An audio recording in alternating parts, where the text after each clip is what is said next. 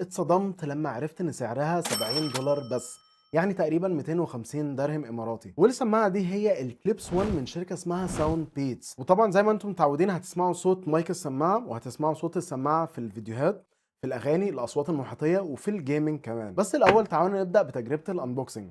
تجربه الانبوكسنج بتاعتها كانت بسيطه جدا. تفتح العلبه هتلاقي فيه ورق وستيكرز، وعندك السماعه، وتحت السماعه هيكون فيه كابل يو اس بي سي. وزي ما انتم شايفين علبه السماعه معموله من البلاستيك، واللون بتاعها هو رمادي ميتاليك بيتغير كده وبيلمع معاك. ولما تفتح العلبه عندك السماعتين واقفين بيتشحنوا. والسماعه دي من النوع الكليب اون، اللي هي زي المشبك بتشبك كده في ودنك.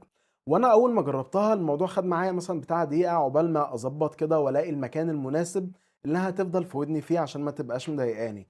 مجرد ان انت تتعود على المكان مره واتنين وخلاص هتلاقيك نفسك بتلبسها من غير ما تقعد تجرب. والموضوع ده حلو جدا عشان حسب شكل ودنك وحجم ودنك تقدر تظبط المكان اللي انت هتلبسها فيه او تعلقها منه على حسب المكان اللي يريحك. يعني ممكن حد يبقى مريحه مثلا المكان من هنا، ممكن حد يبقى مريحه ان هو منزلها تحت شويه. واللي بيخلي السماعه دي مريحه عشان الاستخدام الطويل هو وزنها الخفيف. انت تقريبا مش هتحس بيها لو انت زي ما بتحبش السماعات اللي بتخش جوه الودن سواء بالسيليكون تيبس او من غير سيليكون تيبس، فده هيكون حل مثالي جدا.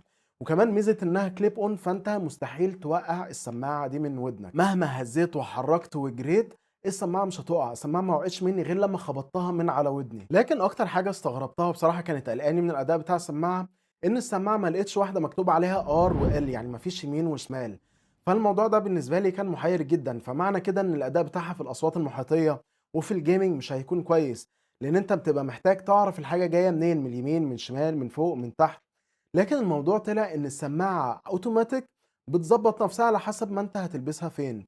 السماعه اللي هتلبسها في اليمين هتبقى هي السماعه اليمين، والسماعه اللي هتلبسها في الشمال هي السماعه الشمال. وتاني حاجه انا متوقعتش انها تكون في السماعه هي الان اير ديتكشن. معظم السماعات اللي في السعر ده ما بيبقاش فيها ان اير ديتكشن، لكن السماعه دي فعلا طلع فيها ان اير ديتكشن.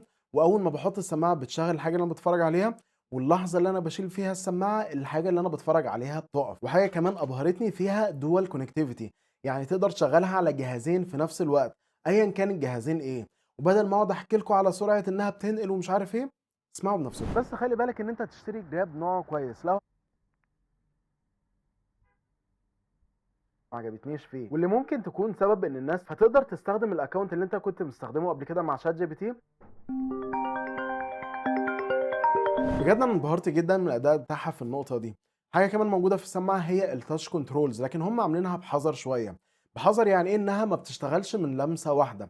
طبعا عشان مكان السماعه ونوع السماعه، فطبيعي ان انت ممكن تمسكها وتظبطها، فما فيش اي تاتش كنترول يشتغل من غير ما توصل.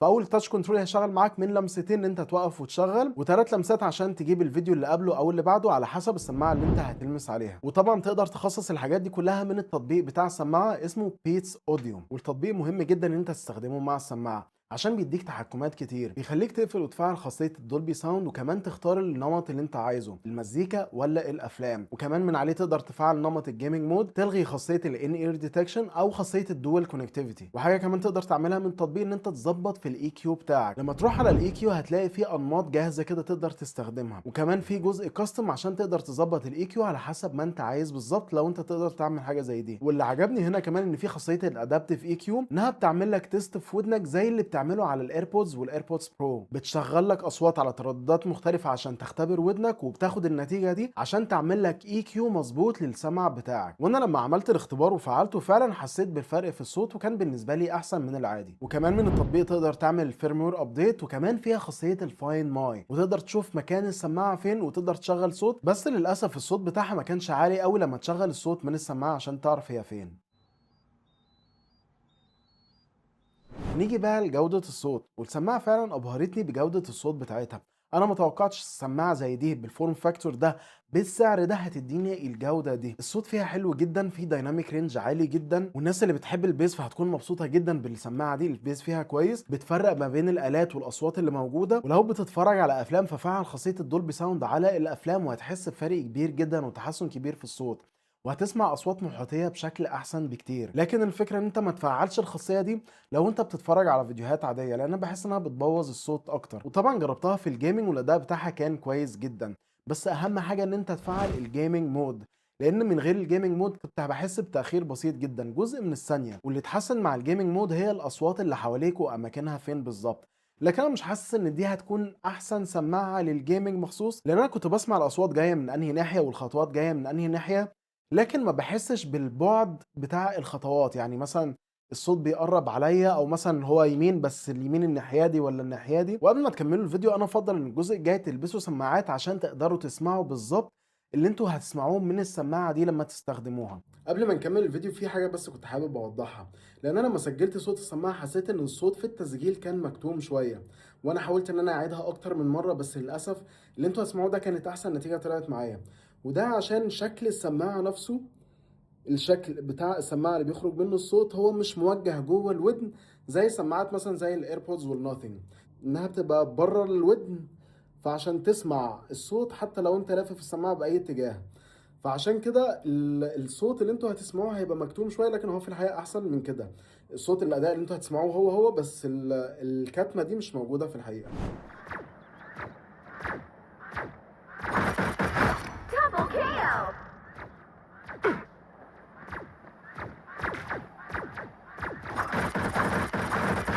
That's three! Wow, four in a row!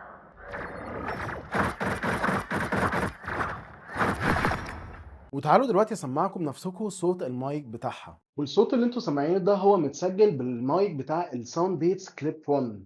انا شايف ان الصوت ده هيبقى كويس جدا وهيمشي معاك في المكالمات والفيديو كولز من غير اي مشاكل. تعالوا دلوقتي نشوف الاداء لما تسمع او تتفرج على فيديو. لكن الفكره هنا في ايه؟ الفكره ان الظهر كمان بتاع التليفون فيه الومنيوم، فدي المشكله اللي باينه. وعشان تسمعوا بنفسكم الاصوات المحيطيه هتكون عامله ازاي،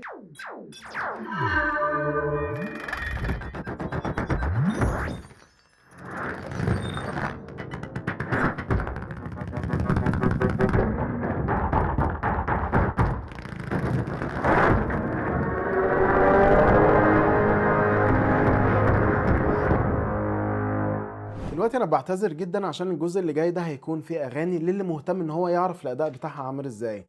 لو انت مش عايز تسمع الاغاني فروح على الوقت اللي موجود هنا عشان تتخطى الجزء بتاع الاغاني.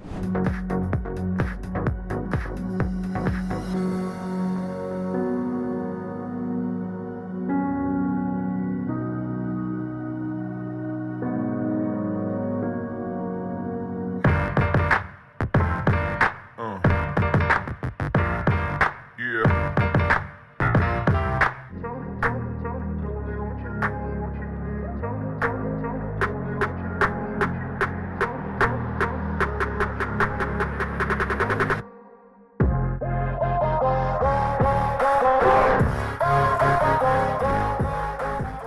وبكده يبقى انتوا عرفتوا كل حاجه ليها علاقه بالسماعه، وسمعتوا بنفسكم اداء السماعه كان عامل ازاي. حاجه اخيره كنت حابب بس اوضحها، السماعه دي جات لي من الشركه عشان اجربها، لكن الفيديو ده ما كانش مدفوع، مش سبونسرد، ومش قايلين لي اقول ايه او ما اقولش ايه. وطبعا انتوا اصلا سمعتوا السماعه بنفسكم، يعني حتى لو انا بطبل فانتوا سمعتوا السماعه، فانا اي حاجه في الفيديو ده انا قلتها فده رايي الحقيقي في السماعه، وفعلا السماعه ما كانتش عجباني، ما كنتش هعمل عنها الفيديو ده. شركه ساوند بيتس بعتت لي ايميل ببرومو كود، لو حد حابب يستخدمه هياخد عليها خصم لما هيشتريها.